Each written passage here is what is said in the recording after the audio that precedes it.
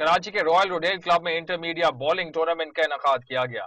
Event میں کراچی کے electronic اور پرنٹ میڈیا سے تعلق رکھنے والے مختلف چینلز، اخبارات اور ریڈیو چینلز کی ٹیموں نے حصہ لیا۔ مجموعی طور پر 18 ٹیموں کے درمیان ٹورنامنٹ کھیلا گیا۔ پہلے راؤنڈ کے بعد ٹاپ 6 ٹیمیں ایونٹ کے اگلے راؤنڈ میں جگہ بنانے میں کامیاب ہوئیں۔ ٹورنامنٹ میں پاکستان کے سب سے کامیاب ٹیسٹ اسپنر دانش کنیریا نے بھی حصہ لیا۔ ان کے مطابق بولنگ کا یہ ایونٹ شہر کے اسپورٹس صحافیوں کے لیے اچھی تفریح کا باعث بنا۔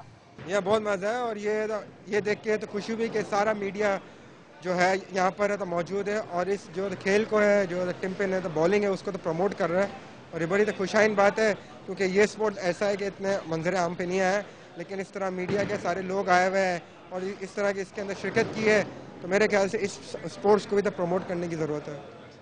ٹورنامنٹ میں کامیاب ٹیموں میں تقسیم انعامات کے لیے سندھ کے وزیر کھیل ڈاکٹر محمد علی شاہ مہمان خصوصی تھے۔